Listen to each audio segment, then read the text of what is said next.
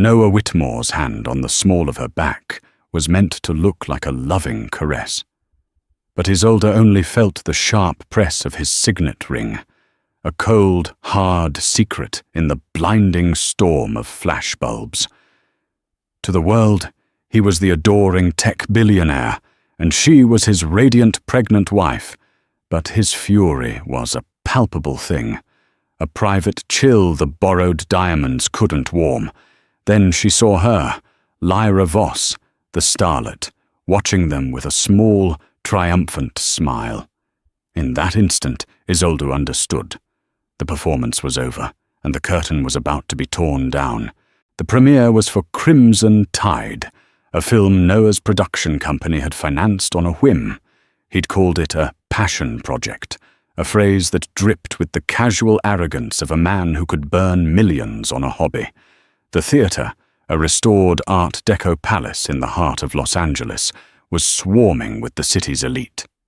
The air was thick with the scent of expensive perfume and quiet desperation, the twin fragrances of Hollywood. Isolde's gown, a custom-made silk sheath in a shade of pale lavender, was meant to celebrate her pregnancy. The designer had called it ethereal, but Isolde felt anything but. The fabric, though light as air, felt like a shroud, each stitch a reminder of the role she was expected to play, the beautiful, serene vessel for the heir to the Whitmore fortune. Noah had chosen it, of course. He chose everything. Her clothes, her friends, her schedule. He had curated her life with the same meticulous, controlling precision he applied to his art collection. "Smile, darling," he murmured, his voice a low growl against her ear, meant for her alone. "You look like you're attending a funeral." Maybe I am, she thought, the words a silent rebellion. Mine. She forced her lips into a curve, a painful, unnatural stretch of muscle. The cameras flashed with renewed vigor, capturing the image of the perfect couple, Noah Whitmore, the self-made titan, and his lovely, pregnant wife, Isolde. They were a brand, a carefully marketed fantasy of wealth and happiness, and tonight the brand was about to suffer a catastrophic blow. The tension had been building for weeks, a low hum of discord beneath the surface of their polished lives. It started with late-night meetings that stretched into the early hours of the morning, the faint scent of a woman's perfume clinging to his clothes when he finally came home. Then came the hushed phone calls, the way he would angle his body away from her, his voice dropping to an intimate whisper. Isolde, ever the diplomat, the peacemaker, had tried to ignore it. She had blamed her pregnancy hormones, her own insecurity, anything but the cold, hard truth that was staring her in the face. But tonight, the truth had a name. Lyra. Lyra Voss was the lead actress in Crimson Tide, a woman whose ambition was as sharp and dangerous as broken glass. Isolde had met her once before at a cast dinner. Lyra had been all saccharine sweetness and cloying compliments, her eyes lingering on Noah for a fraction too long. Isolde had dismissed it as the typical fawning that followed her husband wherever he went. Now, seeing her on the red carpet, bathed in the same spotlight, Isolde saw the raw, undisguised hunger in her gaze. As they moved down the line of reporters, the questions were a predictable blur of fawning praise and intrusive curiosity. "Mr. Whitmore, what's the secret to your success?" "Isolde, you're glowing. Is it a boy or a girl?" "Noah, you've done it again. Another hit on your hands," Noah answered with his usual practiced charm, his hand never leaving Isolde's back. But his grip was tightening, his knuckles white against her skin. He was a volcano, simmering, ready to erupt. The trigger came from a young, overeager reporter from a gossip blog. "Mr. Whitmore, there are rumors of a particularly close relationship between you and your leading lady, Lyra Voss." Any truth to the speculation that your collaboration extends beyond the professional? The air crackled. The smiles of the other reporters froze on their faces. It was a brazen, reckless question, a violation of the unspoken rules of these events. Noah's charm vanished, replaced by a mask of pure, undiluted rage. His eyes, the color of a stormy sea, narrowed to slits. "What did you just say?" he asked, his voice dangerously quiet. The reporter, realizing his mistake, stammered, I was just asking." But Noah was no longer listening. He turned to Isolde, his face contorted in a snarl. "This is your fault," he hissed, his voice loud enough for those nearby to hear. "You and your pathetic insecurities. You can't stand to see me happy, can you? You have to ruin everything." Isolde's heart stopped. The world seemed to tilt on its axis. The flashbulbs, which had been a steady rhythm, now became a frantic, chaotic frenzy. This was it. The moment she had been dreading, the public unraveling of their private lie. "Noah, please," she whispered, her voice trembling. "Not here." "Don't you dare tell me what to do," he roared, his voice echoing in the sudden, shocked silence. He jabbed a finger at her, his hand shaking with fury. "You think this is about you? This baby?" He laughed, a harsh, ugly sound. "You're nothing but a placeholder, a pretty little incubator. You think I wanted this? To be tied down to you?" Each word was a physical blow, stealing the air from her lungs. The crowd was a sea of stunned faces, their phones held aloft, recording every humiliating second. And through the blur of her tears, Isolde saw Lyra. She was standing just behind the line of reporters, her expression a perfect mask of feigned concern. But her eyes, those cold, calculating eyes, were shining with triumph. A small, almost imperceptible smile touched her lips. She had won. Isolde felt a strange sense of detachment, as if she were watching a scene from a movie. This couldn't be her life. The man yelling at her, the man who had once promised to love and protect her, couldn't be her husband. The woman smiling in the background couldn't be the cause of it all. Then the world came rushing back in a torrent of shame and horror. The whispers started, a ripple of shock and scandal spreading through the crowd. Noah's security team, realizing the situation was spiraling out of control, moved in. Two large, imposing men in dark suits flanked Noah, their hands on his arms. "Sir, we need to go," one of them said, his voice firm but respectful. Noah, his face still flushed with rage, seemed to finally register the gravity of what he had done. He looked around at the sea of cameras, the shocked faces, the woman he had just publicly destroyed. For a fleeting moment, a flicker of something, regret, panic, crossed his face. But it was gone as quickly as it came, replaced by a cold, defiant glare. He allowed the guards to lead him away, not towards the theater entrance, but back towards the line of waiting cars. He didn't look back at Isolde. He didn't say another word. He just left her there, alone, in the wreckage of their life, the sound of 1,000 cameras clicking in her ears. The mistress had smiled, and the millionaire had been escorted away, leaving his pregnant wife to face the storm alone. The world, which had been a cacophony of shouting and flashing lights, suddenly went silent. Or perhaps Isolde had simply gone deaf. She stood frozen on the red carpet, a solitary figure in a lavender gown, the epicenter of a scandal that was already spreading like wildfire across the internet. The reporters, who had been a pack of hungry wolves just moments before, now seemed hesitant, their questions dying on their lips. They smelled blood, but even they seemed to recognize the profound cruelty of the moment. A hand touched her arm and she flinched. It was her publicist, a woman named Ivy, whose face was a mixture of pity and panic. "Isolde, we need to get you out of here," she said, her voice a low, urgent whisper. Isolde couldn't move. Her feet felt as if they were rooted to the spot. She looked out at the sea of faces, searching for something, anything that made sense. She saw Lyra again, her mask of concern now firmly in place. She was talking to the director, her hand on his arm, her expression one of deep, sorrowful empathy.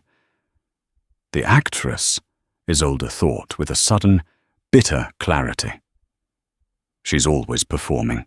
Ivy's grip on her arm tightened. Isolde, now. The words finally broke through the fog.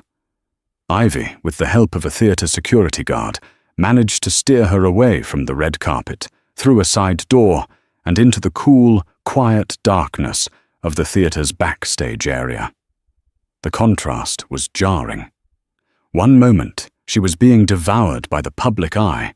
The next, she was surrounded by dusty velvet curtains and the faint smell of old popcorn. The silence was a relief, but it was also a breeding ground for the pain that was now beginning to seep into her bones.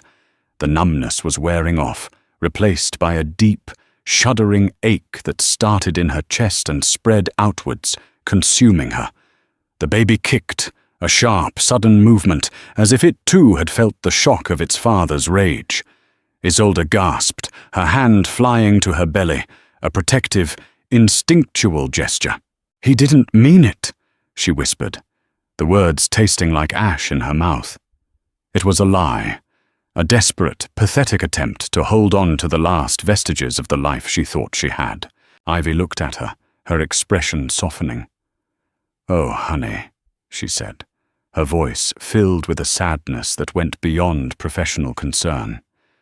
Yes, he did, and in that moment, Isolde knew it was true. The cruelty in Noah's eyes, the venom in his voice. That was not a momentary lapse. That was the real Noah, the man who had been hiding behind a mask of charm and affection. The man she had married was a stranger. The drive home was a blur. Ivy sat in the back with her, a silent, supportive presence. Isolde stared out the window at the glittering lights of Los Angeles, a city that had once seemed so full of promise and now felt like a cage. She thought of the early days of her relationship with Noah, the whirlwind romance that had swept her off her feet. He had been so attentive, so charming, so perfect. He had showered her with gifts, whisked her away on private jets, introduced her to a world of unimaginable luxury. She had been a small-town girl, an art history student with a quiet life and simple dreams. He had been a force of nature, and she had been caught in his orbit. She had fallen in love with the fantasy he had created, the beautiful, gilded cage he had built around her. She had willingly walked into it, blinded by the glitter and the gold. And now, the bars were pressing in, suffocating her. When they arrived at the sprawling, modernist mansion in the Hollywood Hills, the house felt cold and empty. It had always been more of a museum than a home, filled with priceless art and minimalist furniture. But tonight, its sterility was a reflection of her own inner emptiness. Ivy helped her inside, her heels clicking on the polished marble floors. "Do you want me to stay?" Ivy asked, her eyes full of concern. Isolde shook her head. "No, I need to be alone." She needed the silence. She needed to let the full weight of the shattering crash down upon her. As soon as the door closed behind Ivy, the facade of composure she had been desperately maintaining crumbled. A sob, raw and ragged, tore from her throat, and she sank to the floor, her body shaking with the force of her grief. She cried for the man she thought she had married, the man who had promised her a lifetime of happiness. She cried for the baby inside her, a child who would be born into a world of scandal and heartbreak. She cried for herself, for the naive, trusting girl who had believed in fairy tales. Hours later, she was still on the floor, her tears spent, a hollow ache in their place. Her phone, which she had left in her clutch, had been buzzing incessantly. She knew what it was, a deluge of texts and missed calls from friends, family, and the media. The story would be everywhere by now. Millionaire publicly yelled at his pregnant wife at film premiere. The headlines would be brutal, the commentary even more so. With trembling hands, she picked up the phone. The screen was a nightmare of notifications, but it was one message that caught her eye, a text from an unknown number. "I know what you're going through. He did it to me too. If you need someone to talk to, I'm here." The message was followed by a name, Seraphine. Isolde stared at the screen, her mind racing. Who was Seraphine? Another woman from Noah's past, another victim of his charm and his cruelty. The message was a tiny, unexpected flicker of light in the overwhelming darkness. It was a lifeline, and she was drowning. She thought of Noah's cold, defiant glare as he was led away. He had shown no remorse, no regret. He had destroyed her, and he didn't care. She thought of Lyra's triumphant smile, the look of a victor who had just claimed her prize. They had been a team, a pair of predators who had hunted her down and torn her apart. A new feeling began to stir within her, a feeling that was foreign and yet strangely familiar. It was a spark of anger, a flicker of defiance. The grief was still there, a vast, empty ocean inside her. But now there was something else too, a single, burning ember of rage. She would not let them win. She would not let them destroy her. For the sake of her child, for the sake of the woman she used to be, she would fight back. Her fairy tale had become a nightmare, but she would not be the damsel in distress. She would be the survivor. With a newfound resolve, she typed a reply to the mysterious Seraphine. "Yes, I need to talk." The shattering was complete. The gilded cage was broken, and from the wreckage, something new, something stronger, was beginning to emerge. The days that followed were a blur of self-imposed exile. Isolde didn't leave the house, didn't answer the phone, didn't look at the news. The sprawling mansion, once a symbol of her gilded captivity, became her fortress. She moved through its silent, cavernous rooms like a ghost, the only sounds the soft padding of her bare feet on the cold marble and the frantic beating of her own heart. The outside world, however, was anything but silent. Ivy, against Isolde's initial wishes, had insisted on keeping her informed. The story was a media supernova, exploding across every news outlet, gossip blog, and social media platform. The video of Noah's tirade, shaky and grainy from a dozen different cell phones, was on a continuous loop, a digital monument to her humiliation. The narrative, she learned, was being carefully and expertly manipulated. Noah, ever the master strategist, had gone on the offensive. He had hired a crisis management team, the best in the business, and they were painting a picture of a man pushed to the brink by an unstable, emotionally volatile wife. An anonymous source close to the couple had told a major news outlet that Isolde's pregnancy had been difficult, that she was prone to fits of jealousy and paranoia. They whispered of her humble beginnings, a subtle, insidious suggestion that she was overwhelmed by the pressures of Noah's world, that she was the one who had cracked. And then there was Lyra. She played her part to perfection. In a tearful, exclusive interview, she spoke of her deep respect and admiration for Noah, her heartbreak over the unfortunate public incident. She portrayed herself as an innocent bystander, caught in the crossfire of a troubled marriage. "My only focus is on the art," she had said, her voice thick with false sincerity. "Noah is a genius, a visionary. It's a tragedy that his personal struggles are overshadowing his incredible work." The lies were a suffocating fog, twisting the truth until it was unrecognizable. Isolde was being erased, rewritten as the villain in her own story. The public, always hungry for a simple narrative, was beginning to buy it. The online comments, which had initially been a wave of sympathy for her, were now a murky tide of speculation and victim-blaming. "There are always two sides to every story," one comment read. "She probably drove him to it," said another. Isolde felt a cold, helpless rage.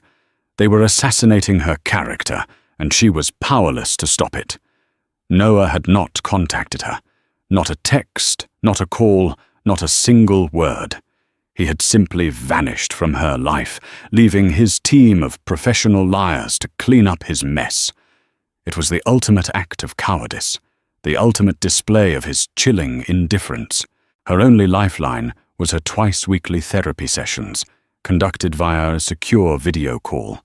Dr. Anya Sharma was a woman with kind eyes and a no-nonsense demeanor. She listened patiently as Isolde recounted the years of subtle manipulation, the slow erosion of her self-esteem, the way Noah had isolated her from her old friends and family, making her completely dependent on him. "This is a classic pattern, Isolde," Dr. Sharma said during one session, her voice gentle but firm. "It's called coercive control. He didn't have to hit you to abuse you. He controlled your finances, your social life, your sense of self. The public outburst wasn't the beginning of the abuse, it was the culmination of it." The words were a revelation, a key that unlocked a door in her mind. She had never thought of herself as a victim of abuse. She had been unhappy, yes, lonely, certainly. But abused, the word seemed too harsh, too dramatic. But as Dr. Sharma broke it down, piece by painful piece, Isolde began to see the truth. The constant criticism disguised as constructive feedback, the gaslighting that made her question her own sanity, the isolation that he had framed as protecting her from the outside world. It was all there, a textbook case of psychological abuse. Her other source of solace came from an unexpected quarter, Seraphine. After their initial text exchange, they had spoken on the phone. Seraphine was a painter, a woman with a husky, world-weary voice and a sharp, cynical wit. She had dated Noah for 2 years, long before Isolde had come into the picture. Her story was eerily similar. The initial love bombing, the slow, insidious control, the eventual, brutal discard when he had grown bored of her. "He's a narcissist, honey," Seraphine had said, her voice devoid of any pity. "A textbook, grade A, gold-plated narcissist. He sees people as objects, possessions to be acquired and then discarded when they no longer serve his purpose. You, me, that little starlet. We're all just shiny toys to him." Seraphine's cynicism was a strange comfort. It was a bucket of cold water on the embers of hope that Isolde still foolishly harbored, the hope that Noah would come to his senses, that he would apologize, that they could somehow fix this. Seraphine's words were a brutal but necessary dose of reality. One rainy afternoon, a week after the premiere, Isolde was curled up on a sofa in the cavernous living room, staring at a massive, abstract painting that Noah had bought at an auction. It was a chaotic swirl of angry reds and blacks, a piece he had called a masterpiece of raw emotion. At the time, she had thought it was brilliant. Now it just looked like a mess. The doorbell rang, a jarring sound in the oppressive silence. Her first instinct was to ignore it, but then it rang again, a long, insistent peal. With a sigh, she heaved herself off the sofa and walked to the door, peering through the peephole. It was her older brother, Rowan. Her heart leapt. She hadn't spoken to him in months. Noah had never liked Rowan, had called him a small-town nobody with no ambition. He had subtly and skillfully driven a wedge between them, making Isolde feel that her family was somehow not good enough for her new life. She opened the door. Rowan stood on the doorstep, his face etched with worry. He was a carpenter, a man with calloused hands and a kind, steady gaze. He looked out of place in front of the cold, imposing facade of her mansion. "Isolde," he said, his voice soft. "I came as soon as I could." She didn't say a word. She just fell into his arms, the tears she had been holding back for days finally breaking free. He held her tightly, his embrace a solid, grounding presence in her chaotic world. "I'm so sorry," she sobbed into his shoulder. "I should have listened to you." "Shh," he said, stroking her hair. "None of that now. You're home. Well, not home, but you know what I mean."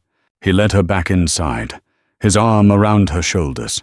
He looked around at the cold, impersonal space, a frown on his face. "This place is a mausoleum," he said. "How have you been living here?" The question hung in the air, simple and yet profound. How had she been living here?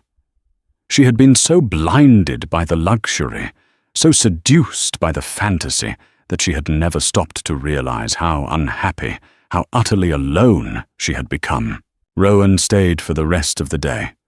He didn't ask too many questions, didn't press her for details.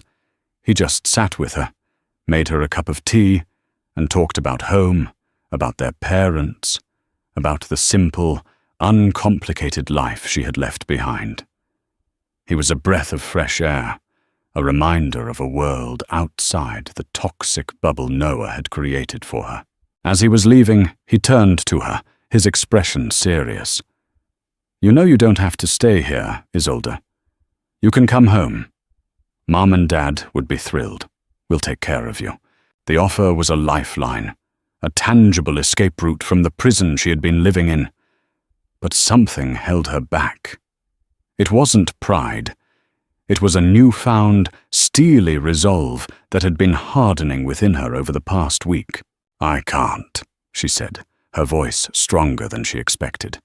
"Not yet. There's something I have to do first." Rowan looked at her, and for the first time, he saw not just his little sister, the victim, but a woman with a fire in her eyes. "What is it?" he asked. "I'm not going to let him get away with this," she said, her hand resting on her belly. "I'm not going to let him and his team of liars destroy me. He wanted a war. Fine. He's got one." The whispers and lies had tried to bury her, but they had failed. They had only succeeded in waking her up. The fire that Rowan had seen in Isolde's eyes was not a fleeting spark. It was a slow-burning, deep-seated furnace, fueled by a week of isolation, reflection, and the bitter taste of betrayal.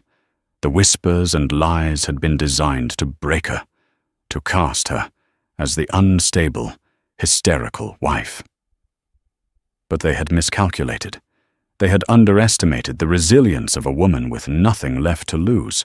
Her first move was a practical one. The mansion, once her prison, was now her base of operations. It was a monument to Noah's ego, a labyrinth of his secrets, and she was going to explore every corner of it. She started in his office, a room she had rarely entered. It was a sleek, minimalist space, dominated by a massive desk made from a single piece of polished obsidian.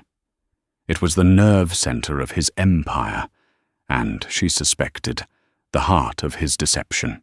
Noah was a man who believed in the power of technology, but he was also arrogant. He believed he was untouchable, that his digital world was impenetrable. He was wrong. Isolde, the art history student he had dismissed as a pretty little incubator, had a secret of her own. Before she had met Noah, she had paid her way through college by working as a research assistant for a professor who specialized in digital forensics, authenticating art online. She knew her way around a hard drive. His main computer was protected by a password, of course. But Isolde knew Noah. His ego was his greatest weakness. She tried the predictable combinations first. His birthday, the company's founding date, Whitmore. Nothing. Then she thought of Lyra. Her birthday? The premiere date of Crimson Tide? Still nothing. She sat back in his ridiculously expensive leather chair, the scent of his cologne still lingering in the air.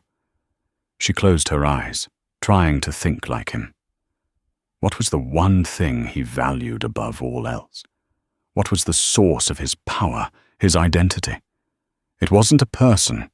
It wasn't a date. It was a number. She remembered a drunken conversation at a dinner party months ago. He had been boasting about the first major deal he had ever closed, the one that had launched his career. He had called it his Genesis number, the amount that had turned him from a struggling entrepreneur into a player. She couldn't remember the exact figure, but she remembered it was in the millions. Her fingers flew across the keyboard, trying different combinations. And then it happened. The screen flickered, and the desktop appeared, a clean, uncluttered interface that belied the chaos it was about to reveal. She had been right. His password was the exact dollar amount of his first big success. His arrogance was her key. For the next 2 days, she barely slept. She combed through files, emails, and encrypted chat logs, a digital archaeologist unearthing the ruins of her marriage. What she found was far worse than she could have ever imagined. The affair with Lyra wasn't a recent fling. It had been going on for over a year. There were emails filled with lurid details, secret rendezvous planned in coded language, and promises of a future together. He had been with Lyra the night he had proposed to Isolde.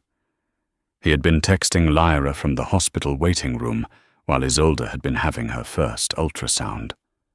The cruelty of it was breathtaking, but the betrayal went deeper than infidelity. She found a folder, cryptically labeled Contingency. Inside was a series of legal documents drafted by a team of ruthless divorce lawyers. It was a prenuptial agreement, but not the one she had signed. This was a different version, a shadow document filled with clauses that would leave her with virtually nothing in the event of a divorce. It painted a picture of her as a gold digger, a mentally unstable woman who had tricked him into marriage. It was a preemptive strike, a character assassination waiting to be deployed. And then she found the financials. Noah had always handled their money, telling her not to worry her pretty little head about it. She had a generous allowance, a credit card with no limit. She had thought she was a partner in his wealth. She was a fool. He had been systematically siphoning money from their joint accounts into a series of offshore holdings in Lyra's name. He had been building a new life with her, using Isolde's name and their marriage as a cover. The lavender gown, the baby shower, the public image of a happy couple. It was all a carefully constructed facade to hide his financial and romantic betrayal. The most damning discovery, however, was not about Lyra. It was about Seraphine. Isolde found a file containing a settlement agreement, a non-disclosure agreement, and a series of threatening emails from Noah's lawyers. He hadn't just discarded Seraphine. He had tried to ruin her.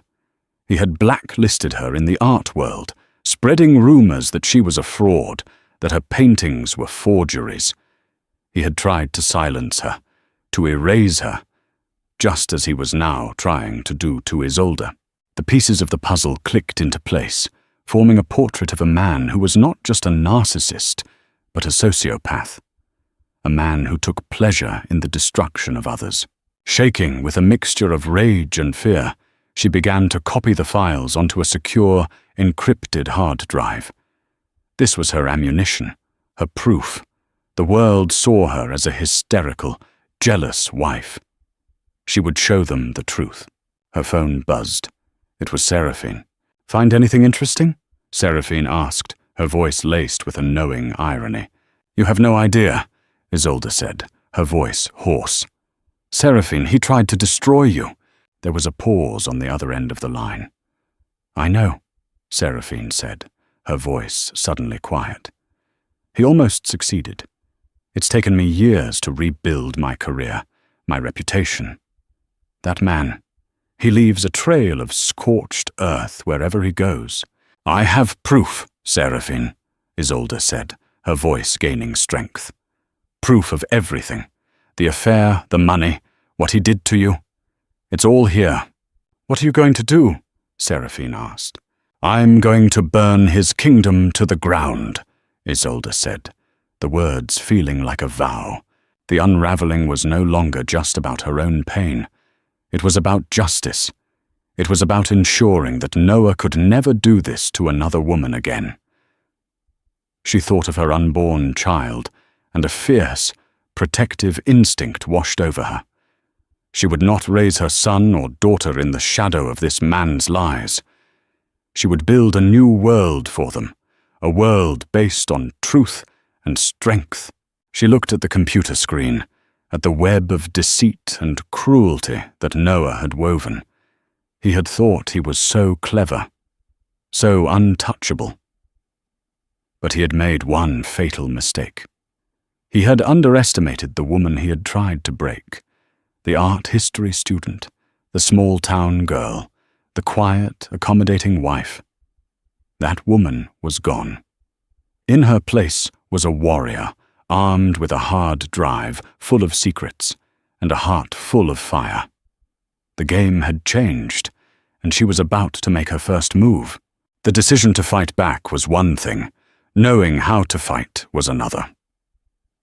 Noah was a Goliath, a man with an army of lawyers, a public relations machine, and a fortune that could buy silence and loyalty. Isolde was David, armed with a single digital slingshot. She knew she couldn't win a conventional war. She had to be smarter, more strategic. She had to use Noah's own tactics against him. Her first call was not to a lawyer, but to her brother, Rowan. He was on a plane to Los Angeles within hours. When he walked back into the mansion, he found a different woman from the weeping, broken sister he had left a few days earlier. Isolde was sitting at Noah's obsidian desk, her laptop open, her face illuminated by the glow of the screen. The air in the room was charged with a new energy, a focused, determined intensity. All right, Rowan said, rolling up his sleeves. Tell me what you need. Rowan was her rock, her connection to the real world. He grounded her, kept the swirling emotions of rage and grief from consuming her. While she navigated the complex digital world of Noah's deceit, Rowan handled the practicalities. He changed the locks on the doors, installed a new security system, and vetted the household staff, quietly dismissing those whose loyalty was questionable. The mansion, once Noah's domain, was slowly but surely becoming hers. Her next step was to find the right legal counsel. She knew Noah's lawyers were the best in the business, sharks who smelled blood in the water. She needed someone who was not just brilliant, but fearless. Someone who wasn't intimidated by Noah Whitmore's name or his fortune. Seraphine had a suggestion. Her name is Selene Draven, she had said over the phone. She's not a fancy, big, firm lawyer. She's a lone wolf. She specializes in representing women against powerful, abusive men. They call her the Dragon Lady. Noah's lawyers are terrified of her. Selene Draven's office was in a modest, unassuming building in a less fashionable part of the city. The woman herself was anything but modest. She was in her late 50s, with a mane of wild, graying hair, sharp, intelligent eyes, and a wardrobe that seemed to consist entirely of black leather. She listened to Isolde's story without interruption, her expression unreadable. Isolde, nervous at first, found herself speaking with a clarity and conviction that surprised her. She laid out the years of control, the public humiliation, the financial betrayal. Then she slid the encrypted hard drive across the desk. "This is my proof," she said. Selene picked up the hard drive, weighing it in her hand as if it were a weapon. "And what is it you want, Mrs. Whitmore?" she asked, her voice a low, gravelly purr. "A generous settlement. A quiet, dignified exit. "I want him exposed," Isolde said, her voice unwavering.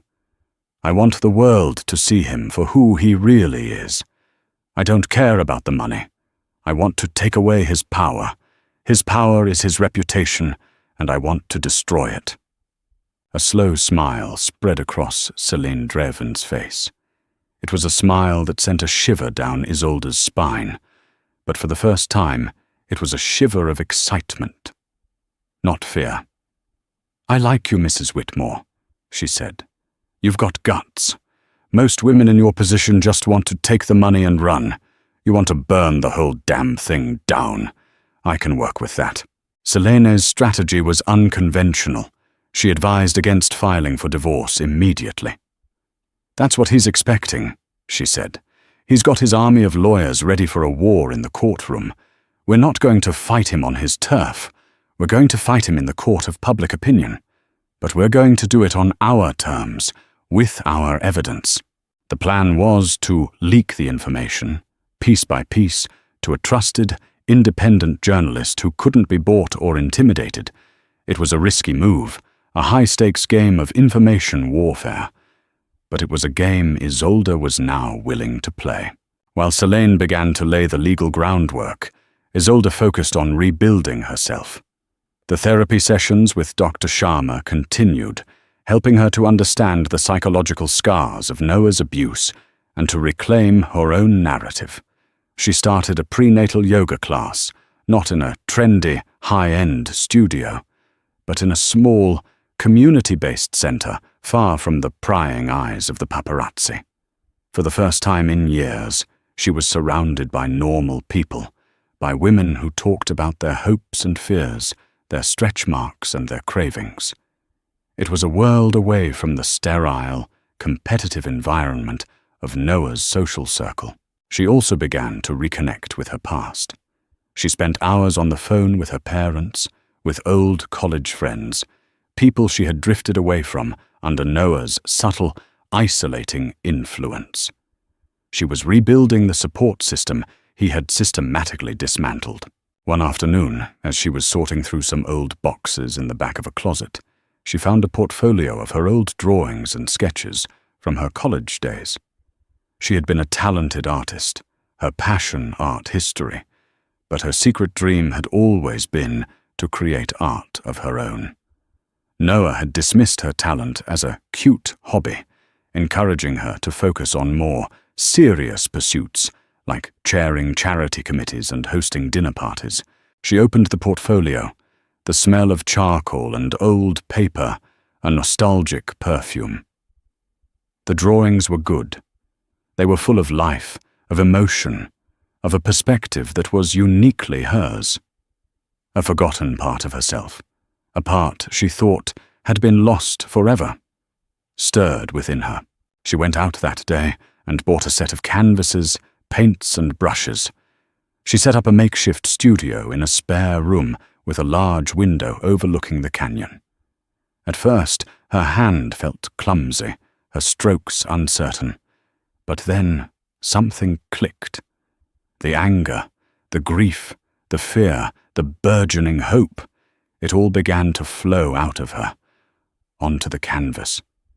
She painted with a ferocity she didn't know she possessed, the colors bold and raw, the images a chaotic, emotional landscape of her inner world. She was no longer just a victim. She was no longer just a wife or a mother-to-be. She was Isolde, an artist, a fighter, a woman rediscovering her own strength. The glimmer of strength had become a steady, unwavering flame.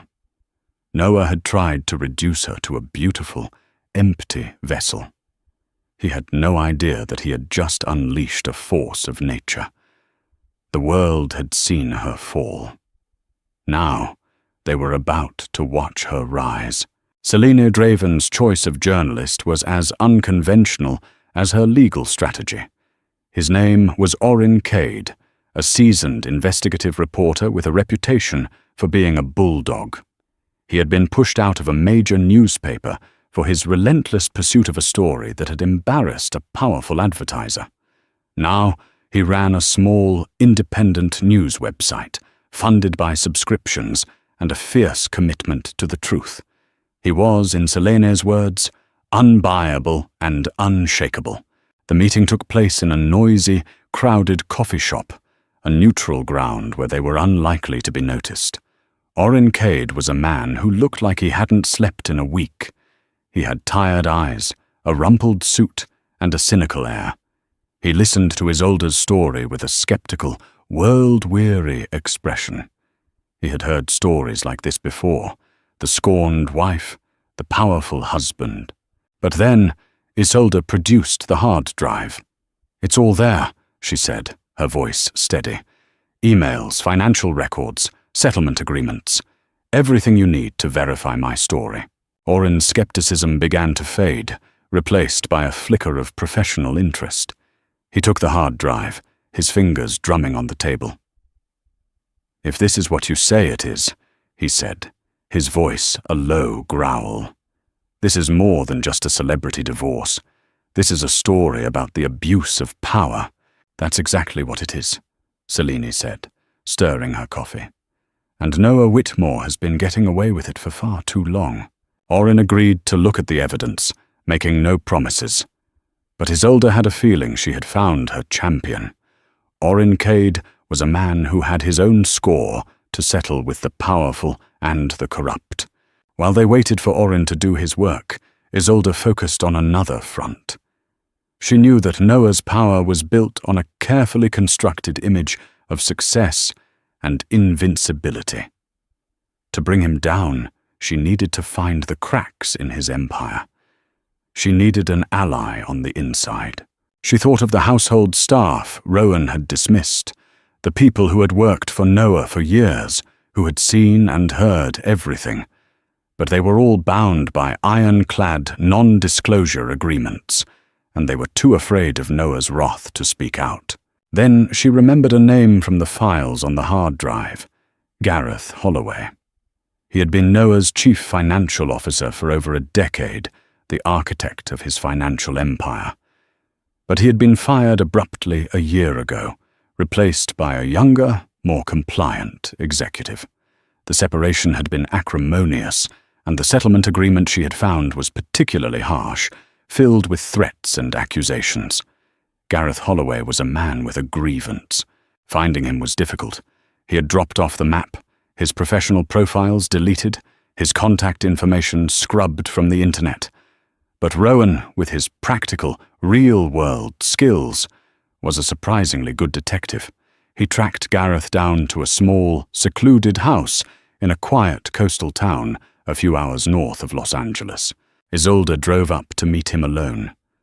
She found him in his garden, a man who looked older than his years, his face etched with stress and disappointment. He was wary at first, his eyes full of suspicion. He thought she was a messenger from Noah. Another threat, another warning. "I'm not here to threaten you, Mr. Holloway," she said, her voice gentle. "I'm here because I think we have a common enemy." She told him her story, told him about the hard drive, about what she had discovered. As she spoke, she saw a flicker of recognition in his eyes, a shared understanding of Noah's capacity for cruelty and deception. "He ruined me," Gareth said, his voice thick with a bitterness that was still raw. "I built that company with him. I worked day and night, sacrificed my family, my health. And when I started to question his methods, when I told him that what he was doing was not just unethical but illegal, he threw me out like I was nothing. He threatened to destroy my reputation, to make sure I would never work in this industry again." "I know," Isolde said. "I have the proof, the emails, the memos. I know you tried to stop him." Gareth looked at her, a long, searching gaze. "What do you want from me?" "I want you to help me," she said. "You know where the bodies are buried. You know the secrets of his business, the illegal trades, the shell corporations, the tax evasion. Orin Cade is going to break the story about the abuse, the infidelity. But I want to hit him where it really hurts. I want to dismantle his empire." It was a dangerous proposition. Gareth had signed an NDA. If he spoke to her, if he helped her, he could lose everything. He could face legal action, financial ruin. "Why should I trust you?" he asked. "Because I'm not like him," Isolde said. "I'm not driven by greed or power. I'm driven by the need for justice, for myself, for my child, and for everyone else he has hurt, including you." She left him with a copy of the hard drive and her number. The drive back to Los Angeles was filled with a nervous anticipation. She had laid her cards on the table. Now she had to wait and see if her gamble would pay off. 3 days later, she got a call from an unknown number. It was Gareth. "I'm in," he said, his voice firm, resolute. "That man has to be stopped, and I'm going to help you do it." The alliance was forged. The artist, the lawyer, the journalist, and the disgraced CFO. It was an unlikely team, a band of outsiders united by a common goal. They were a quiet, underground resistance, preparing to launch an attack on a king in his castle. Isolde felt a surge of adrenaline, a feeling of empowerment that was intoxicating. She was no longer a solitary victim, fighting a lonely battle. She was a general, assembling her army. The long game was about to begin, and she was ready to play. The world had seen Noah Whitmore as a titan of industry, a brilliant, untouchable genius. They were about to learn that even titans can fall. The weeks that followed were a masterclass in strategic patience. Selena Draven orchestrated the campaign with the precision of a chess grandmaster, each move calculated, each piece positioned for maximum impact. The long game was not about a single dramatic explosion. It was about a slow, deliberate dismantling of Noah Whitmore's world, brick by brick. The first story from Orrin Cade dropped on a quiet Tuesday morning. It was not the bombshell Isolde had expected. Instead, it was a smaller, more focused piece, an exposé on the toxic work environment at Whitmore Enterprises. Orrin, using anonymous sources that had been carefully vetted by Selena, painted a picture of a company ruled by fear and intimidation, where employees were routinely humiliated, and Noah's volatile temper was the stuff of legend. The article didn't mention Isolde or Lyra by name. It was a subtle, strategic strike at the foundation of Noah's public image as a brilliant, beloved leader. The reaction was immediate.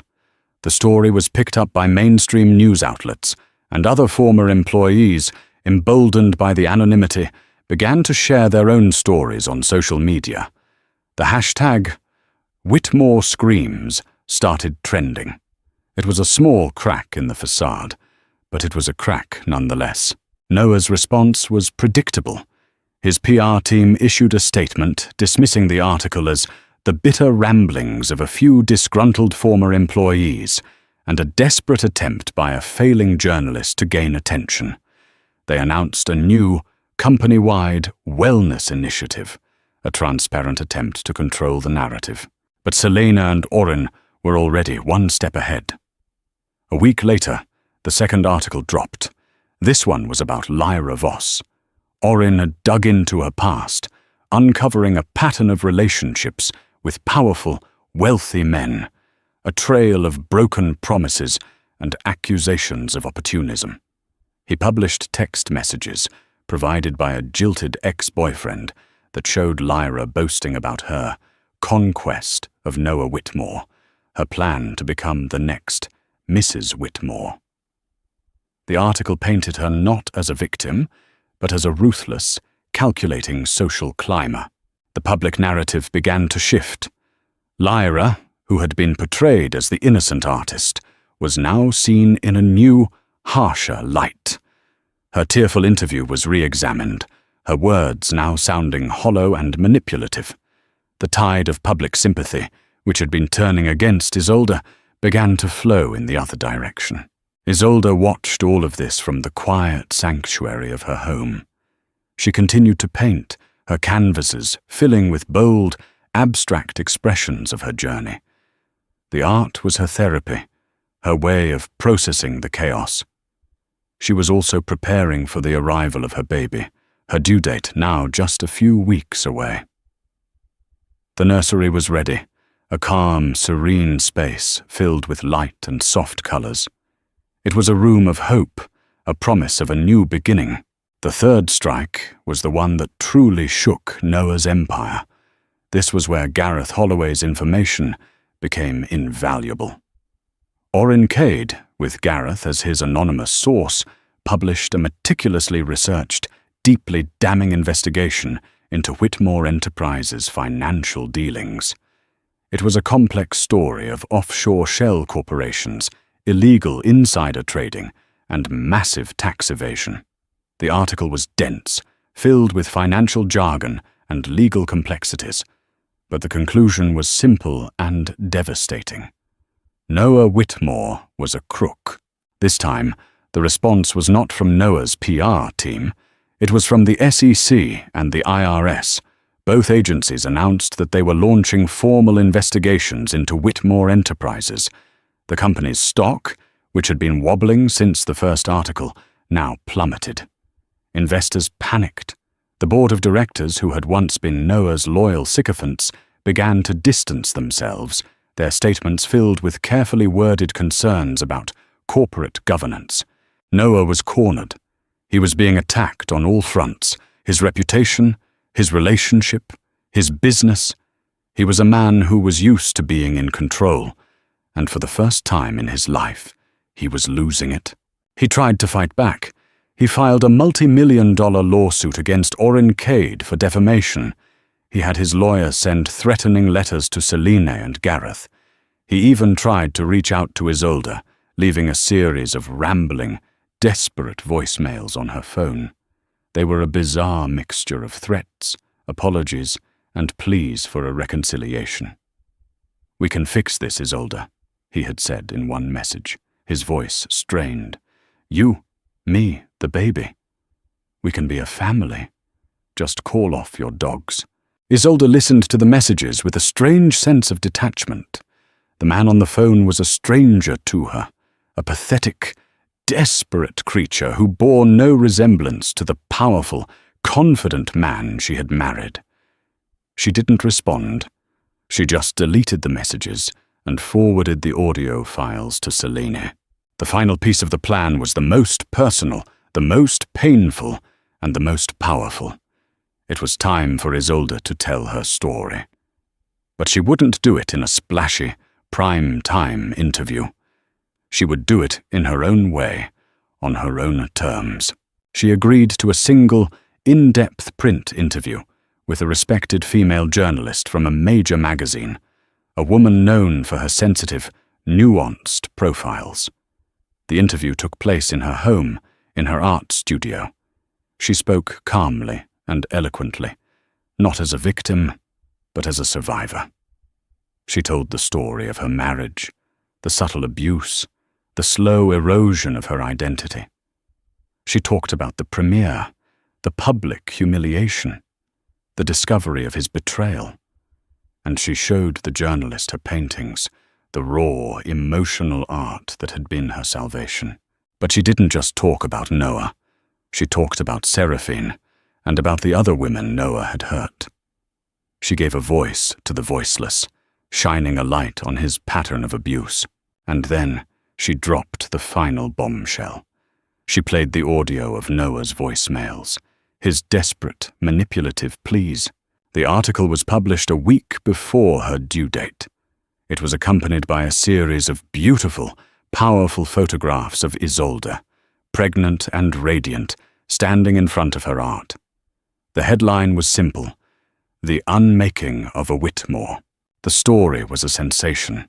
It was the final, devastating blow to Noah's reputation. The public saw the full picture now: the abusive husband, the cheating lover, the corporate criminal. He was no longer a titan. He was a pariah. The long game had been won. But Isolde knew the final act was yet to come. The reckoning was inevitable, and she would be ready for it. The end came not with a bang, but with the quiet, relentless turning of the wheels of justice. Noah Whitmore, the man who had once seemed to bestride the world like a colossus, was brought down by a series of mundane, bureaucratic processes, subpoenas, depositions, and indictments. The empire he had built on a foundation of lies and intimidation crumbled under the weight of its own corruption. The SEC froze his assets. The IRS filed a lien on his properties. The board of directors, in a desperate act of self-preservation, voted to remove him as CEO of Whitmore Enterprises, the company he had named after himself, the symbol of his power and his ego, had cast him out. Lyra Voss, seeing the writing on the wall, had fled. Her career was in tatters, her name now synonymous with scandal and opportunism. She had been a co-conspirator in Noah's deception, and she was now paying the price. Isolde felt a fleeting, distant pity for her.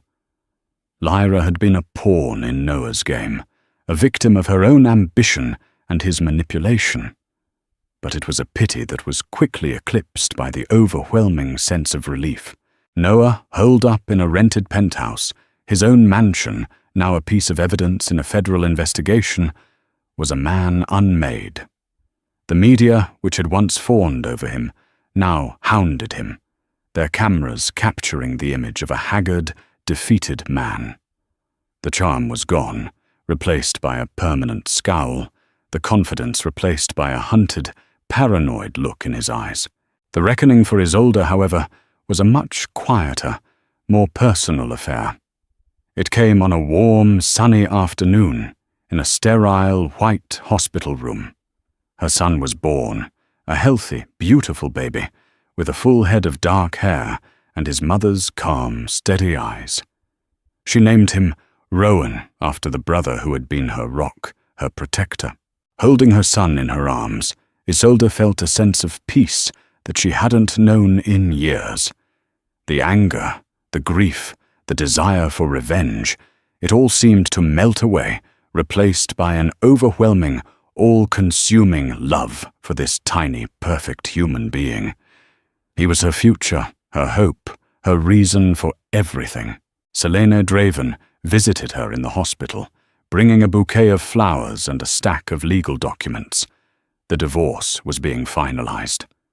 Noah, facing a mountain of legal troubles and financial ruin, had agreed to all of their terms. He had given up any claim to custody of their son. He had signed over a significant portion of his remaining, unfrozen assets. "He didn't even put up a fight," Selene said, a note of surprise in her voice. "It's over, Isolde. You won." But Isolde didn't feel like a victor. She just felt free. The war was over, and she had survived. That was enough. A few days later, there was another visitor. It was Seraphine. She stood in the doorway of the hospital room, a tentative smile on her face. She was holding a small, wrapped gift. "I hope this is okay," she said, her voice soft. "Of course," Isolde said, her heart swelling with gratitude for this woman, this stranger who had become a friend, an ally. Seraphine walked over to the bed, her eyes fixed on the sleeping baby in Isolde's arms. "He's beautiful," she whispered. "Thank you," Isolde said, "for everything." "You did it, Isolde," Seraphine said, her eyes shining with unshed tears. "You did what I was never brave enough to do. You took him down." "We did it," Isolde corrected her. "We all did."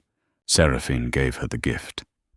It was a small, framed painting, a beautiful, abstract watercolor of a sunrise, the colors soft and hopeful. "For the nursery," Seraphine said. "A new dawn." The words hung in the air, a perfect summation of everything Isolde was feeling. It was a new dawn for her son, for all the women Noah had wronged. The final act of the reckoning came a week later. Isolde was at home, in the mansion that was now legally hers, a place she was slowly but surely transforming from a cold, sterile museum into a warm, loving home. She was feeding Rowan when she saw the news on television. Noah Whitmore, on the advice of his lawyers, had accepted a plea bargain. He pleaded guilty to charges of tax evasion and securities fraud. In exchange for his cooperation in a wider investigation into corporate corruption, he would receive a reduced sentence. The camera showed him walking out of the courthouse, his face pale and drawn. He was no longer the charismatic billionaire, the titan of industry. He was just a man, a criminal, his life in ruins. He looked up, and for a moment his eyes seemed to meet the camera's lens. There was no anger, no defiance. There was just a vast, empty nothingness. Isolde looked down at the son in her arms, at his tiny, perfect face. She felt a sudden, fierce wave of love and protectiveness. Noah had tried to use this child as a weapon, a pawn in his cruel game. He had failed. This child would grow up knowing nothing of his father's darkness. He would grow up surrounded by love, by art, by truth. She turned off the television. The story was over. Noah Whitmore's chapter in her life was closed. The reckoning was complete. And as she held her son close, she knew that her own story, the real story, was just beginning. The years that followed were not a fairy tale. They were real life, messy and complicated, filled with the ordinary challenges and extraordinary joys of motherhood. The world did not forget the scandal of Noah Whitmore, but its memory faded, replaced by new headlines, new dramas. For Isolde, the past was not a ghost that haunted her, but a scar that reminded her of her own strength. She sold the mansion in the Hollywood Hills. It held too many memories, too many ghosts. She bought a smaller, more modest house in a quiet, tree-lined neighborhood, a house with a big backyard and a sun-drenched room that she turned into her art studio. It was a home, not a showcase, a place filled with the sound of a child's laughter, the smell of paint and baking bread. Her art career, which had been born out of the ashes of her pain, flourished. Her paintings, raw and emotional, resonated with people. A small independent gallery in her neighborhood offered her a show. To her surprise, it sold out on the first night. The critics called her work fearlessly honest, a testament to the resilience of the human spirit. She was no longer Isolde Whitmore, the disgraced wife of a fallen tycoon. She was Isolde Voss, an artist in her own right, her work standing on its own merit. She reconnected with her family, with the simple, uncomplicated love she had left behind. Rowan was a constant presence in his nephew's life, a doting uncle who taught him how to build things with his hands, how to skip stones across a lake. Her parents visited often, their faces filled with a quiet pride at the woman their daughter had become. Seraphine remained a close friend, a sister forged in the fires of a shared experience. They supported each other's careers, celebrated each other's successes, and provided a safe harbor for each other's fears. They were survivors, two women who had taken their pain and transformed it into something beautiful and strong. As for Noah, he served his time, a reduced sentence in a low-security federal prison. He was released after 3 years, a man stripped of his fortune, his power, his name. He faded into obscurity, a cautionary tale whispered in the boardrooms and back rooms of the world he had once dominated. Isolde never saw him again. She never wanted to. He was a closed chapter, a story that no longer had any power over her. One sunny afternoon, Isolde was in her backyard, watching her son, now a bright, curious 6-year-old, chase butterflies. He was a happy, well-adjusted child, full of life and laughter. He had her eyes, her artistic talent, and her brother's kind, steady heart. He was her masterpiece, her greatest creation. He ran to her, a dandelion in his hand.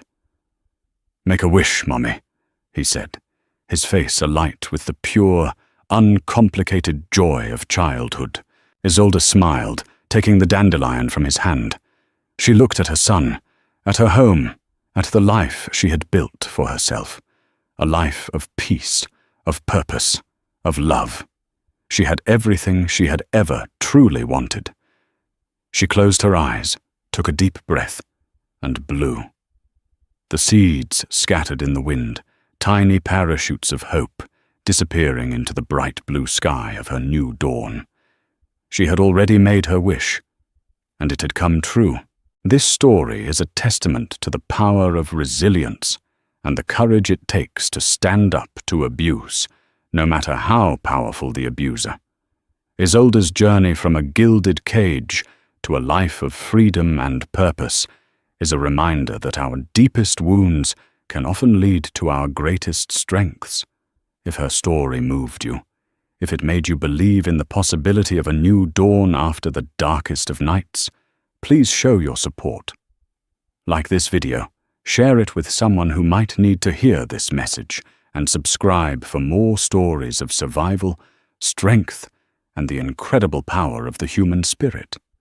Your support helps us to continue telling stories that matter, stories that empower, and stories that remind us that even after the most devastating storm, the sun will rise again.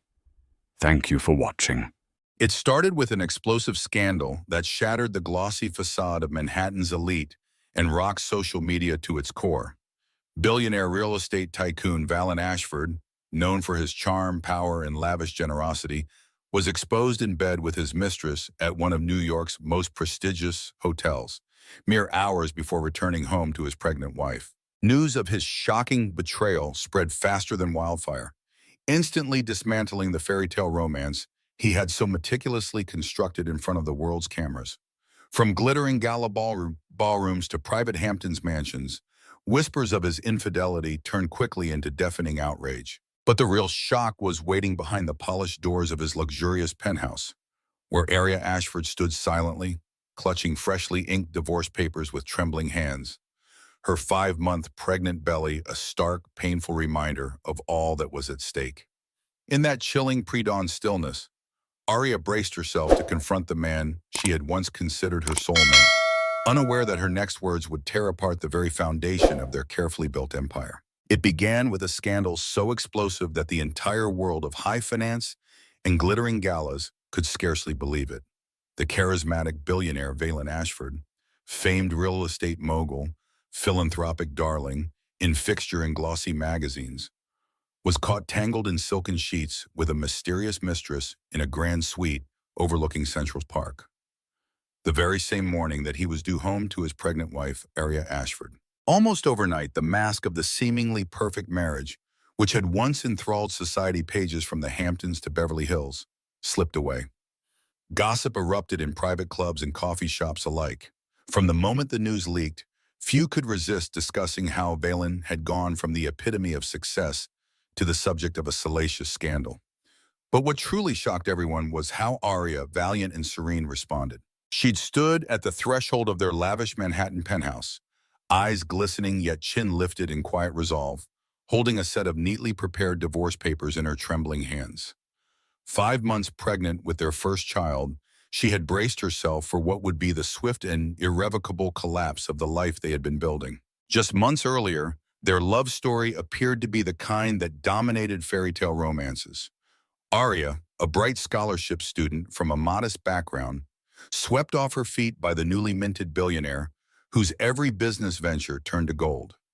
Together they had cultivated an image so pristine that even close friends doubted whether anything could break them. Yet the seeds of trouble had been planted long before the scandal broke. Valin possessed an unquenchable thirst for more.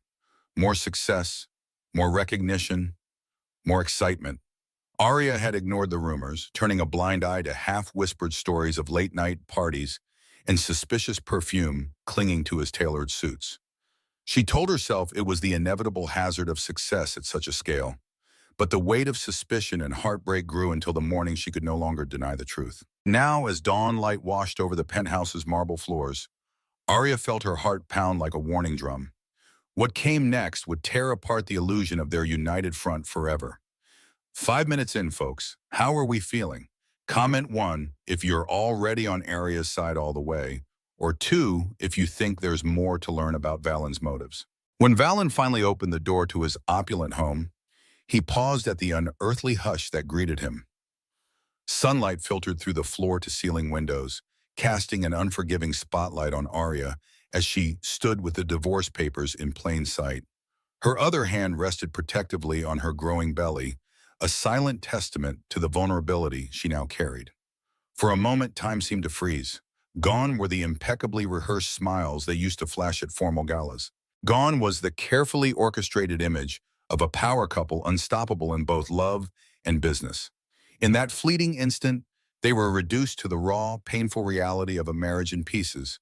Valen's suit was disheveled, the collar undone, and his once polished shoes scuffed by the city's early morning chaos.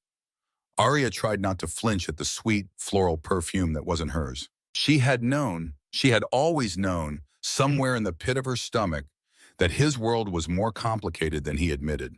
His eyes had begun to wander at exclusive fundraisers. Phone calls ended abruptly whenever she entered the room. Rumors from acquaintances dripped into her ears like poison she tried to ignore. But what she couldn't dismiss was the deepening exhaustion etched into her face each time he failed to come home before dawn. At first, Valen merely stared at the divorce papers, his face draining of all color. He tried to speak, but only ragged breath emerged. Then came the half-formed apologies. "Arya, I can't explain," or "it's not what it looks like," or "I promise I still love you." Yet every phrase sounded hollow, a desperate scramble to hide the truth they both knew.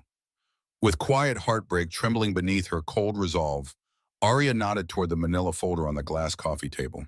Their entire future was spelled out in a brutal series of legal terms. Terms that would sever the Ashford marriage like a surgical incision. A clock ticked somewhere in the background. Under this silent, heavy pressure, Arya took one measured step back. She refused to let him see the tears hovering at the corners of her eyes, because this time there would be no sweet words or expensive gifts to bandage the wounds he had inflicted. She remembered how they met.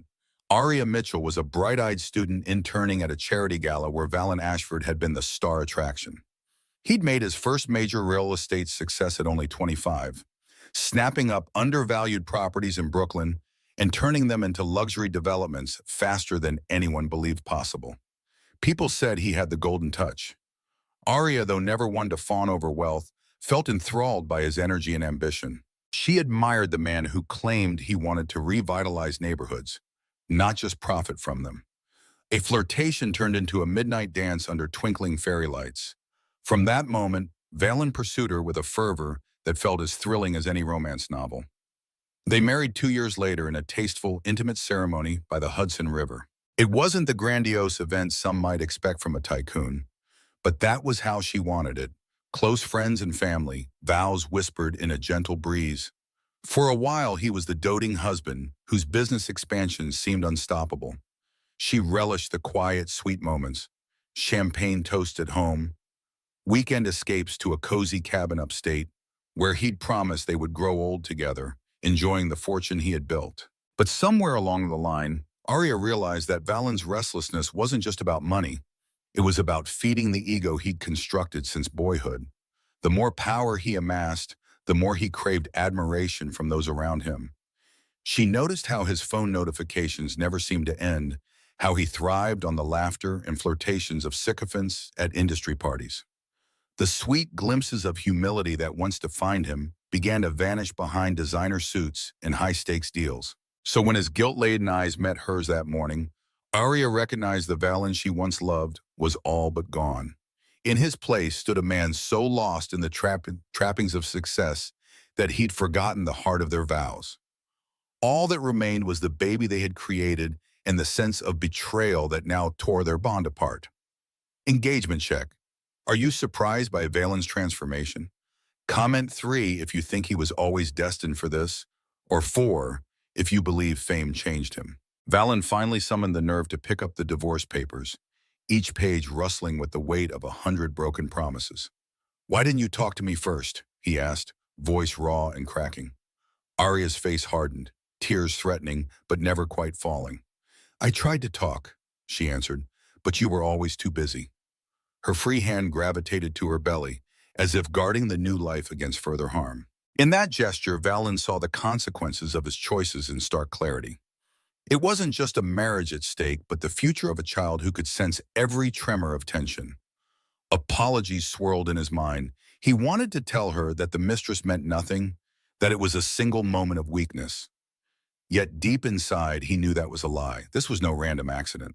His transgressions were a culmination of nights spent chasing validation in exclusive clubs, forging questionable alliances with people who cared more about his wallet than his well-being. He had lost himself and in turn was about to lose her.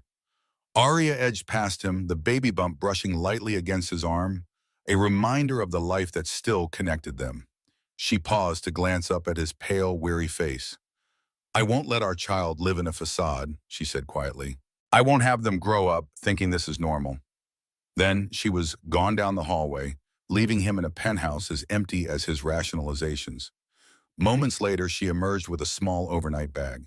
Through the hushed tension, she slipped on a coat and aimed one last resolute look at Valen. You can contact me through my lawyer, she said, her voice low. Or if you suddenly remember what being a father means. Either way, I'm done letting you hurt me. He offered no argument. What could he say that wouldn't sound hollow? This unstoppable locomotive of consequences was now barreling down upon him. As the elevator chimed and the doors swallowed Arya's form, he stared at the place where she had stood. Never in his life had he felt so powerless, not even in his earliest days hustling for financial backers. Now the emptiness thundered in his ears. Arya wound up at the doorstep of her closest friend, Iris Mori, a thoughtful, soft-spoken kindergarten teacher who had been by her side since college. While Arya arrived with puffy eyes and a soul weighed down by betrayal, Iris greeted her with open arms. The modest apartment smelled of lavender candles and freshly brewed tea, so different from the sterile hush of the Ashford penthouse. Exhausted, Arya let her bag drop to the floor before collapsing onto the sofa. I've filed for divorce, she said, her voice cracking on the final word. Iris set down 2 steaming mugs on the coffee table and sank beside her. I know, she replied gently, having heard about the scandal through the rumor mill.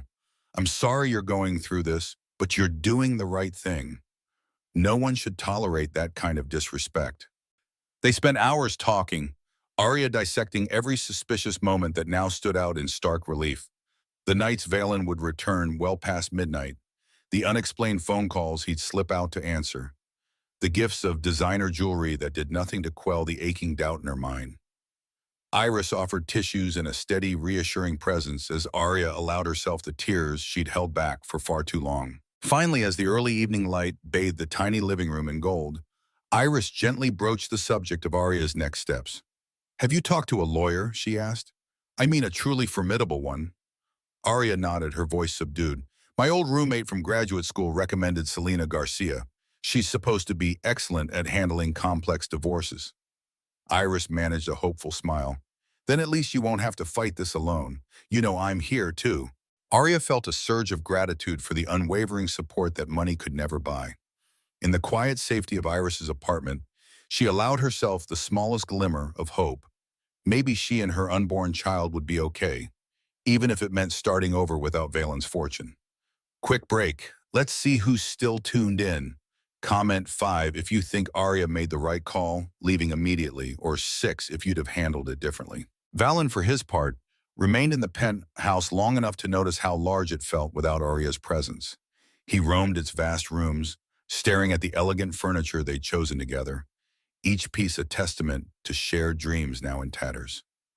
He wandered into the room meant for the baby, where pastel colors awaited a new life that might never fully remember the father who had already failed them. As the echoes of guilt resounded, Valen realized he couldn't stay in that emptiness. In a rush, he packed a suitcase and fled to an upscale hotel he often used for business associates. Oddly enough, the same hotel where he'd been discovered with the mistress.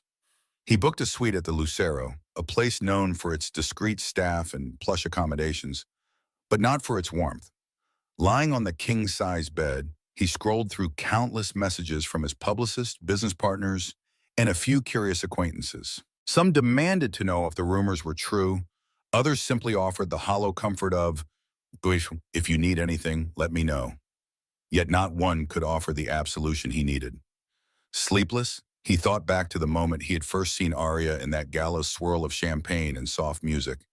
She had been wearing a simple black dress that played up her natural grace, and he'd been captivated by her earnest eyes. She used to look at him like he hung the moon, but in that final confrontation, she gazed at him as though he were a stranger. Maybe he had become one, even to himself. All night he wrestled with the knowledge that he'd sacrificed the most important person in his life for a fleeting high. Pride stung at the idea that everyone, from paparazzi to Valen's own staff, now whispered about him.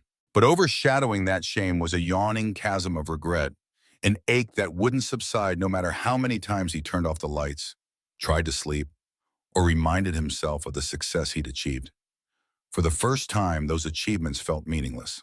2 days later, Arya walked into the sleek offices of Selena Garcia, a formidable divorce attorney known for her razor-sharp mind and impeccable track record. The office's modern decor, glass walls, steel accents, the faint hum of a state-of-the-art climate system, exuded confidence. Yet for Arya, it was a sanctuary of last resort, a place to formalize the end of a chapter she never dreamed would close so abruptly. Selena greeted her with a polite nod, ushering her into a private conference room where neatly stacked files waited. "Miss Ashford," she began, offering a seat, "I've reviewed the details you provided by email. Infidelity cases can be messy, but in this state, we have some clear-cut avenues to protect your interests. Let's focus on ensuring you and your baby are financially secure." Though Arya had grown up modestly, she learned enough from her time with Valen to grasp the complexities of big-money deals. Still, her head spun at the thought of pitting her heartbreak against a man whose net worth soared into the hundreds of millions. Selena's voice was steady, each piece of legal advice laid out with methodical precision. They would file an urgent motion for spousal support, secure a protective order over marital assets, and demand that Valen's side come to the table for swift negotiations. Over the next hour, Arya's world shrank to a flurry of legal jargon: alimony, custody rights, depositions, prenuptial clauses. Only the gentle movement of her baby within brought her back to the raw reality. She was fighting not just for herself, but for a future free from deceit. When she finally emerged from Selena's office, she felt a strange blend of sorrow and relief. Outside, the late afternoon sun cast long shadows across the sidewalk. Arya clutched a folder of documents, her lifeline in a battleground she never chose. Her phone buzzed with messages from curious acquaintances. Ignoring them, she raised her chin. There was no going back now. The unstoppable machinery of divorce law had been set in motion, and she was ready to face whatever arguments Valen's team might throw at her. How are we holding up? If you're reading from somewhere that reminds you of a fresh start, maybe a new city, a new job, comment where you're watching from and why you relate to Arya's journey. Meanwhile, in another corner of Manhattan, Valen met with Damian Price, a stern but exceptionally skilled family law attorney recommended by one of his corporate associates. Damian reviewed the initial documents Selena had sent. Arya was seeking a substantial settlement, primary custody, and a clearer plan for spousal support that reflected Valen's vast earnings. Damian removed his glasses, scrutinizing Valen with the calm focus of a man used to dealing with high-stakes divorces. "Mr. Ashford," he said, his tone level, "I won't sugarcoat it. Your wife's case is strong. She has evidence of infidelity, plus a pregnancy that puts the court's sympathy squarely in her corner. If we go to trial, we risk a harsh ruling that could hamper your access to the child. If we aim for mediation, there's a chance we can salvage a more balanced agreement, but you have to be willing to concede a lot." Valen leaned back, tension flaring in his jaw.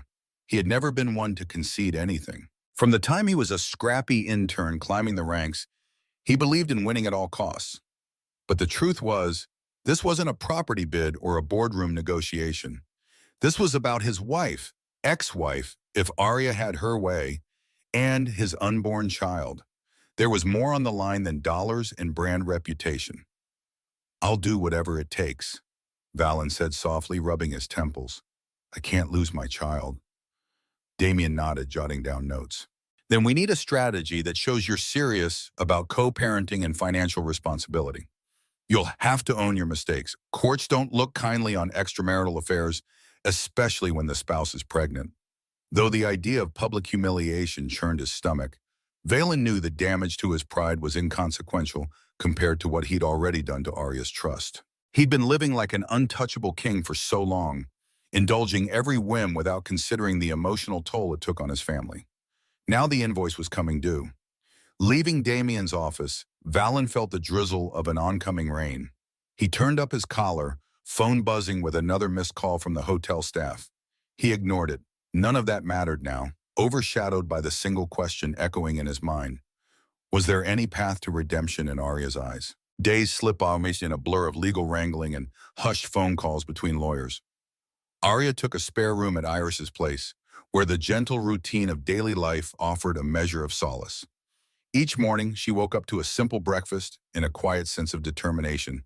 She would build a stable environment for her unborn child, no matter how precarious her position felt. At her next prenatal checkup, she realized how much stress weighed on her. The doctor gently reminded her that a peaceful mind helped foster a healthy pregnancy. One evening, as the city lights winked through sheer curtains, Arya's mother, Margaret Mitchell, called from upstate. Concerned but supportive, her mother offered a familiar warmth that made tears prick Arya's eyes. She explained in halting words how Valen had betrayed her, and that she would be raising the child on her own if the divorce proceeded as planned. Margaret listened, heartbreak evident in her quivering voice. Yet she reassured Arya that no matter how harsh the tabloids might be, or how difficult the next steps, she still had a family that loved her unconditionally. Still, a quiet dread lingered whenever Arya remembered the paparazzi glare. Even in her neighborhood walks, she'd notice cameras lurking at a distance. More than once, an opportunistic photographer asked invasive questions about Valen's mistress. Is it true that Mr. Ashford's paying hush money? They'd demand. Or who's the other woman? Arya would quicken her pace, refusing to give them more ammunition. The last thing she wanted was to become tabloid fodder at the expense of her child's peace. It was in these draining moments that her resolve hardened. She reminded herself that her baby needed her to be strong and unbreakable. Even if society sneered or whispered behind her back, she would stand firm for the life she now carried. For Arya, the public humiliation was secondary to the private devastation of knowing Valen had shattered her faith. She promised herself that if he truly wanted to be a father, he would have to prove it, not just with money or public gestures, but with genuine transformation. Valen, on the other hand, found himself at the crossroads of desperation and accountability. Unable to drown his regret in business deals or shallow praise, he sought professional help. The idea of therapy once seemed laughable to a man used to conquering obstacles by sheer force of will. Yet he sat in a plush armchair across from a calm, patient therapist, unraveling the story of how he'd spiraled from a wide-eyed dreamer to a restless mogul addicted to adrenaline and attention. In those sessions, he confessed that part of him enjoyed the intoxication of being pursued by potential investors, by opportunistic acquaintances, by glamorous women who flattered him. He'd told himself it was all harmless, that Arya would never know, or that even if she did, she would forgive him. After all, hadn't she always believed in him, even against the odds? But the therapist gently pointed out that love is not an unconditional pass for betrayal. Realizing that was a dagger to Valen's carefully curated sense of invincibility. His business empire, Ashford Enterprises, was still humming along. Deals were signed, projects launched, profits soared. Yet in the silence of the Lucero Hotel suite, none of that filled the growing hollow in his chest. Business partners and staff recognized the new tension in his demeanor. Some whispered that the scandal had rattled him more than any financial setback could. A few investors threatened to walk away if the negative publicity persisted, worried that the Ashford brand might tarnish. Valen found himself frequently checking his phone in the hope of a text from Arya that never came. Instead, updates from Damien revealed Arya's firm stance through Selena. She wanted a swift divorce, a favorable settlement, and a clear custody arrangement once the baby arrived. No illusions about forgiveness, no hidden clause offering a shot at marital reconciliation. The terms were cold, final, and left Valen feeling as though a vital organ had been removed. Engagement moment, 10 paragraphs in. What do you foresee for Valen? Comment 7. if you think redemption is still possible, or 8 if you believe it's too little too late. Arya's first mediation session with Selena by her side was set for a drizzly Tuesday. The conference room in Midtown felt sterile. Pale walls, fluorescent lighting, a long oval table where tense negotiations would unfold. Valen and Damien arrived first, the billionaire greeting her with a subdued nod. Gone was his usual aura of self-assured victory. He looked paler, subdued, as though guilt had chipped away at his confidence. The mediator, Serena Russell, calmly explained the goal: to avoid a drawn-out court battle. They would discuss property division, custody terms, and spousal support. Selena, maintaining a poised demeanor, laid out the broad strokes of Arya's requests. Primary custody once the baby was born, the right to remain in or sell their Manhattan penthouse, and a substantial monthly allotment reflecting Valen's success. Valen, for his part, asked for structured visitation rights and a chance to be involved in every major decision regarding the child's upbringing. Despite the tension, Arya was struck by his uncharacteristic humility. He listened without interrupting, nodded when Selena or Serena clarified a point. Occasionally, he'd glance at Arya with what looked like remorse. The Valen she had married had an ego that roared in negotiation rooms. Now he seemed willing to concede, though that flicker of frustration never fully disappeared from his eyes. For hours, they volleyed proposals back and forth. They haggled over percentages of spousal support, debated whether Valen should have partial custody early on. Arya stood her ground, refusing to be swayed by his obvious remorse. The mediator's calm voice guided them through potential pitfalls, like the possibility that tabloid coverage could continue to plague their child. But her gentle reminders also emphasized the chance to forge a stable co-parenting relationship if they both acted in good faith. By day's end, they reached a tentative agreement. They'd refine the details in another session, but it appeared that a toxic court battle might be avoided. When they rose to leave, Valen offered Arya a timid smile. She responded only with a polite nod, still guarded behind the fortress of her hurt. A small part of her felt relief that he was cooperating, but she refused to mistake cooperation for a mended heart.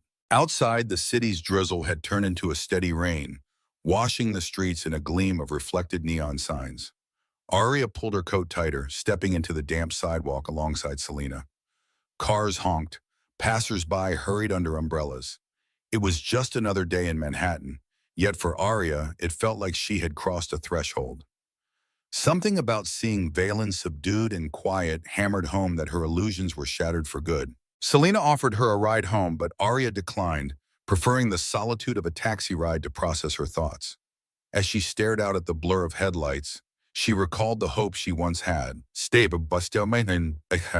a stable family, a partner who would cradle her hand during ultrasounds, excitedly pick out baby names and plan for first steps.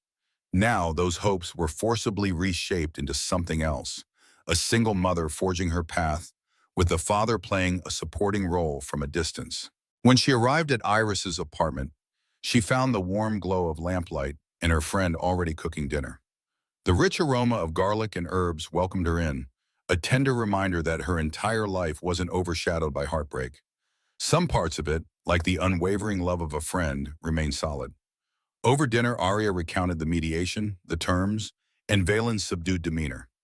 Iris listened carefully, offering soft words of encouragement. "That subdued look could be real remorse," Iris said, ladling soup into bowls. "Or it could be fear of public embarrassment. Just keep your guard up until his actions align with his words." Arya nodded, swirling her spoon in the steaming broth. She knew how easily Valen could perform sincerity. She had believed him so many times before when he said, "I'll be better," only to break that promise at the next high-profile party. Later, as she settled onto the sofa that doubled as her bed, Arya felt the baby move with distinct, gentle kicks. In that quiet moment, she decided that no matter how the negotiations played out, she would love and protect this child with every fiber of her being, even if that meant Valen remained at arm's length forever. The next few weeks brought a flurry of activity. Arya, worried about overshadowing Iris's hospitality, began looking for a more permanent place.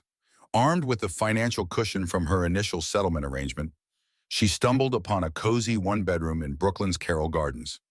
It was small by billionaire standards, No soaring ceilings or private elevator, but it had a sunny kitchen and a comforting sense of neighborhood charm that made Arya's heart flutter with possibility. Selena facilitated the final documents, ensuring Arya had the right to move forward independently. Meanwhile, Valen's calls and texts became sporadic. Some were about legal formalities, asking for receipts, scheduling the next mediation session. Others were more personal. "How's the baby?" he'd write, or "Ayo, I had a dream about us last night."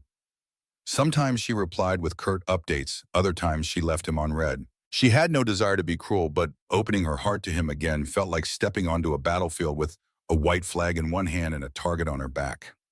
As the holiday season approached, Arya's pregnancy advanced visibly. She navigated baby stores with Iris, scanning for car seats, diapers, and tiny onesies that made her think about the future with a bittersweet twinge. All the while, she couldn't help imagining how things might have been if Valen were by her side, hands entwined over her belly, picking out adorable items for their baby's first months. Yet that image was irreversibly shattered, replaced by the memory of his disheveled figure returning from another woman's arms. On a whim, Arya decided to attend a small local parenting class taught by an experienced midwife. Surrounded by couples nervously practicing breathing techniques, Arya felt a pang of loneliness. Then, to her shock, she saw Valen slip through the doorway, scanning the room until he found her. He had no business meeting scheduled that evening. He must have come purely to be involved. A flurry of uneasy emotions stirred in Arya's chest. Gratitude for his effort, anger at the heartbreak he'd caused, and a yearning that she refused to let surface. Viewer check. Would you let Valen join these parenting classes if you were in Arya's position? Comment 9 for yes, or 10 for absolutely not. That night, after this parenting class concluded, Valen approached her in the hallway. Gone was the customary swagger. He stood with shoulders slightly hunched, wringing his hands in an unspoken plea. "I only want to help," he said. "I know I lost the right to be your husband, but I'm still this baby's father." There was a sincerity in his eyes that made Arya's defenses waver momentarily. She nodded slowly, arms folded over her rounded belly. "I can't stop you from being there for your child," she said in an even tone. "But don't expect me to forget everything overnight." They walked out into the crisp evening air, the city's bright lights and whirring traffic forming a symphony of life around them. Valen began to speak, perhaps to resurrect old conversations about blame or sorrow. But Arya cut him off gently. "I'm too tired for another confrontation," she admitted, pressing a hand to her lower back. "I'm focusing on what's best for the baby. That's it." Valen hesitated, then mustered a hint of a smile. "You're doing a great job, Arya. You always have." Before she could respond, he waved down a passing taxi for her. The ride home was fraught with conflicting emotions, each competing for her attention. Regret, compassion, anger, and an odd sense of relief that at least Valen was trying. But trying didn't erase betrayal. When Arya got back to Iris's apartment, she found a message from Selena confirming another mediation date, along with updates on how the financial aspects of the separation were shaping up. Reading it, Arya felt herself slip back into protective mode. There, spelled out in black and white, was the cost of heartbreak. Who would keep what? How many zeros would appear on the support checks? How many days Valen could see their child once born? Love reduced to legal bullet points. She closed the email, shutting down that pang of melancholy. Outside her window, the moon cast pale light onto the bustling streets below. In her quiet reflection, Arya acknowledged that, for all her heartbreak, she was forging a new identity, one not anchored to Valen's wealth or society's shallow judgments. At long last, the final mediation session arrived on a windy afternoon that seemed to ripple with the tension swirling in their lives. Both parties met once more in the polished conference room, each flanked by their attorneys and a palpable resolve. The mediator, Serena, commended them for making steady progress. Indeed, neither Arya nor Valen seemed eager to prolong the agony. They simply wanted clarity. Arya for her and the baby's security, Valen to maintain a rightful place in his child's life. Over several hours, details solidified. Arya would have primary custody, with Valen receiving frequent visitation once the baby was born, conditional on him demonstrating stability and support.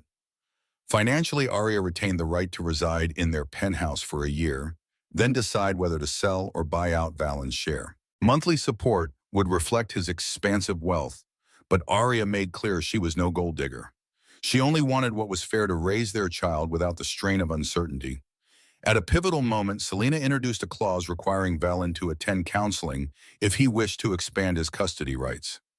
Arya's heart thrummed as she waited to see how he'd respond. For a fleeting moment, his jaw tightened, pride flaring in his eyes. But then he acquiesced with a single nod. It was a small but significant victory, an admission that if he truly wanted to be in his child's life, he needed to become a better man. By late afternoon, they had an agreement in principle. All that remained were the signatures. When Arya finally set pen to paper, she felt a heaviness lift from her chest. Their marriage was effectively over. Her illusions were gone, replaced by a raw but empowering sense of acceptance. Valen, for his part, looked as if he'd aged years in a single day. His gaze lingered on Arya, perhaps searching for a glimmer of hope that she might see him differently someday. But Arya could only offer him a polite, exhausted smile. Outside, the gusty wind tugged at her coat and scattered leaves along the sidewalk. Selena congratulated her on the resolution, while Iris waited nearby with open arms. Arya felt a potent swirl of emotions. Sorrow that her dream of a picture-perfect family had disintegrated. Pride that she'd had the courage to protect her own well-being. And determination to give her child the love and guidance they deserved. Perhaps in time, she and Valen could co-parent amicably, but the scars would remain, a reminder of how one betrayal could reshape an entire destiny. Stepping into the crisp air, she inhaled deeply. She was no longer Mrs. Arya Ashford, the billionaire's glamorous wife. She was simply Arya, an expectant mother who had braved the storm and come out with her dignity intact. That evening, she settled into her new Brooklyn apartment, gazing at the city skyline with a quieter but more genuine sense of belonging.